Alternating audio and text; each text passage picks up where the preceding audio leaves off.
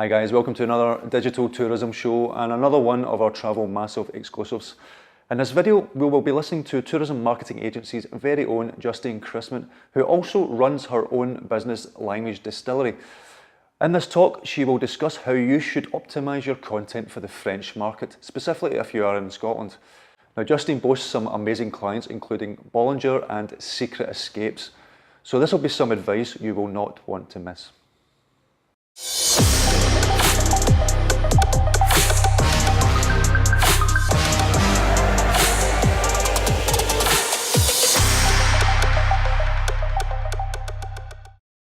Good morning, everybody. Thank you for joining us for this session today, where we're going to talk about why you should invest in good translation for tourism and in e-commerce in general. I'm going to start by introducing myself. So my name is Justine. I'm French and I moved to Scotland 2 years ago.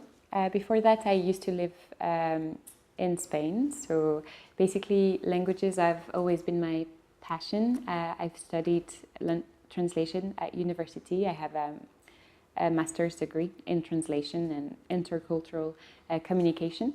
So since I moved to Scotland, I have been working as a content strategist at TMA, a tourism marketing agency, which specializes in digital marketing for tourism companies. And I've also launched my own translation company to help British markets entering the French market, and I translate all marketing materials for them. And I've also started doing a tour of Glasgow in French this summer. So this is how I mix my passion with languages and tourism. So today we're going to talk about why you should invest in good translation for your website. Basically, this presentation will focus on the French market and the French language because this is what I specialize in. But just so you know, the analysis is applicable to many other markets who have English as a second language. So definitely you can reuse it for your own benefit. So we're going to start with a bit of data. So basically, France is the third market for tourism in Scotland. The first one is the US, second one is Germany, and third one is France. It's quite a big market in terms of revenue and days spent touring Scotland, so it's definitely a market that tourism businesses in Scotland should focus on.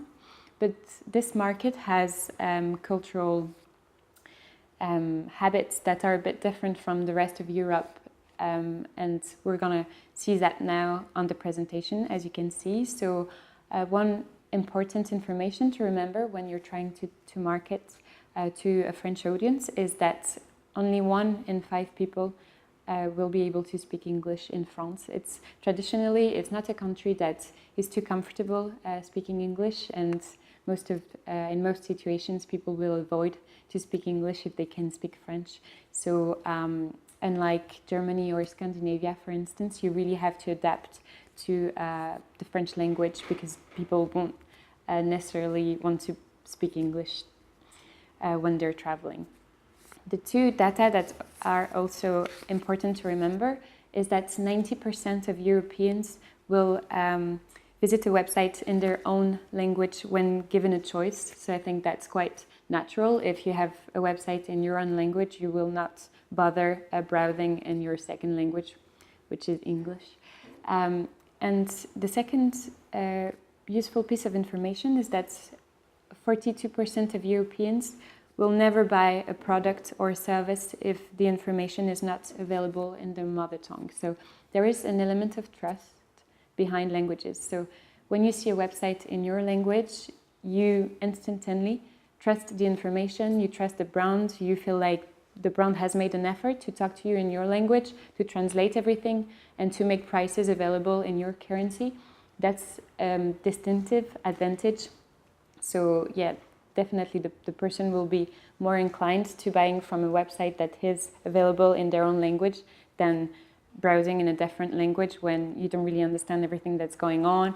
The product description you don't understand it quite well. The terms and condition of the purchase is not too clear. You don't really know where your money is going to. So that trust element will definitely show a return on investment, and that's why translation is important.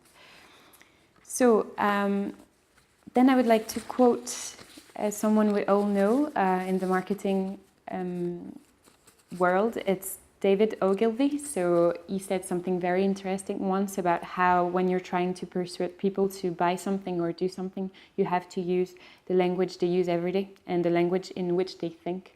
So this is what translation is about. You're taking that extra step. You're talking to someone in their language, and that is what you have to do. You have to know your audience.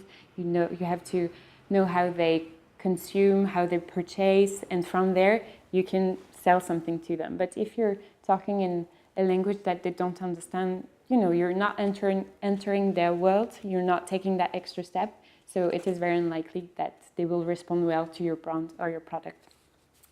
To give you a real case example, I browsed the internet to find the equivalent of visitscotland.com, but for France. So the website is called france.fr, and basically what it does, it markets France as a destination to the rest of the world.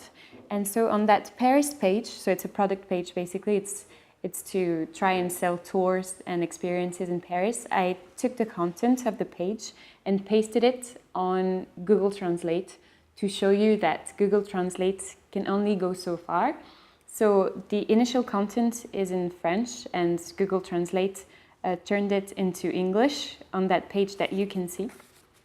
So what was a very engaging and creative piece of content that really make you want to travel turned into a disaster when translated into English. So as you can see on the first sentence, Paris, capital city, we will be engulfing in the first tube mouth. So this makes absolutely no sense. So as an internet user, you would end up on a page about Paris that would introduce you to an experience in Paris with that very sentence. You would not understand, you would not be interested, and there is a high chance you would bounce because this doesn't resonate to you. You don't really understand what you're reading, and it doesn't make you want to go there. So that's what Google Translate does for most of us non-English speakers. We browse the internet, we are interested in a destination, and we end up on a website that says, nonsense like this. So you would just close the window and search for another website that has good and engaging content in your language that you can really relate to. So Google Translate cannot solve all translation problems. Basic ones, yes, but as soon as you create complicated and creative content, Google Translate will not be able to do the job for you. So another good reason to invest in good translation is that localized content and good translated content drives better KPIs. I found 3 real-life case studies to show you that there is really a return on investment when you take that extra step and translate your website. The first one is an example from Neil Patel. I don't know if you know him. So he's a very famous SEO consultant from the United States. And in 2015, he made an experiment. He saw that a big chunk of his traffic was coming from non-English speaking countries. And he thought, I should translate my website and see what happens, because this audience right now, it has very bad KPIs. It's not staying on the website very long. It's bouncing. It's not converting. So how about I translate the website, make the information available to them in their own language, and we'll see what happens. So to do that, he used Google Translate. So of course, the copy was not great, but still people were wanting that information. Neil Patel was the only one to give at that time. So as soon as the content was available in their language, the people started going and staying on the website. So in only 3 weeks, Neil Patel managed to increase his traffic by 47%. And that's because as soon as you translate your pages into another language, Google will index your website for search queries in different languages. So before you were only available in the United States, for instance, and all of a sudden you become available for search queries in India. So that opens a massive market for your website, and you will see more traffic, the KPIs will probably increase, and you might also see at the end of the journey an increase in conversion. Second example is from Digital Turbine. So I don't know if you know this company, but it's an app that helps other apps gain more visibility among users. And these guys, they were wanting to enter new markets, which were Spain, Germany, and France. And what they did is they took their 5 top performing campaigns in English and translated them, so in German, French, and Spanish, to compare the data from the campaign. And the results showed that the English campaigns actually converted less than the translated ones. So the English one had a click-through rate of 3% and a conversion rate of 7%, whereas the translated one had a click-through rate of 5% and a conversion rate of 9%. So you can see that when you make the effort of translating a campaign and make it available in foreign markets, people will probably respond very well to it, and you will see good click-through rates and KPIs.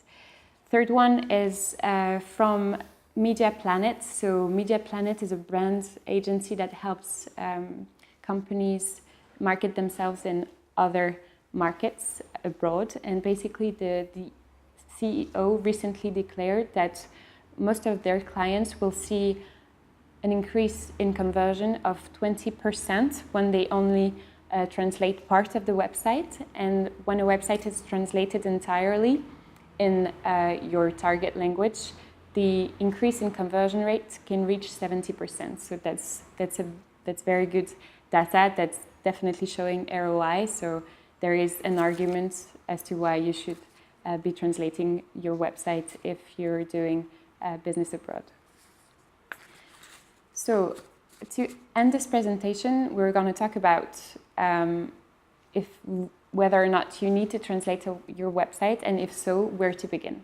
So first of all, if you're thinking of translating your website, look at your Google Analytics. So where is the traffic coming from? Do you have a big percentage of the traffic coming from a non-English speaking country? And if so, look at the KPI for this audience. Is this audience staying on the website? Is it reading a lot of pages? Or on the contrary, is it bouncing very quickly?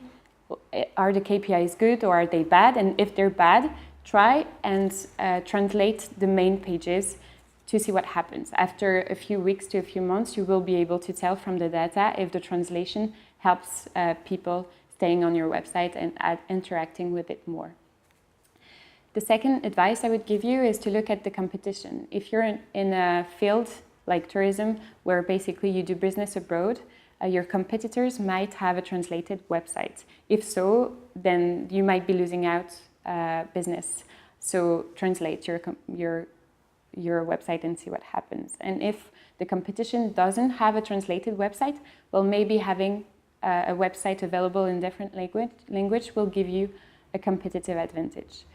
So my advice is start small. You don't have to translate your entire website from the get-go. You can start small, and you have to start small because at the end of the day, it's always best to invest a little and see what happens than going crazy, and then you never know.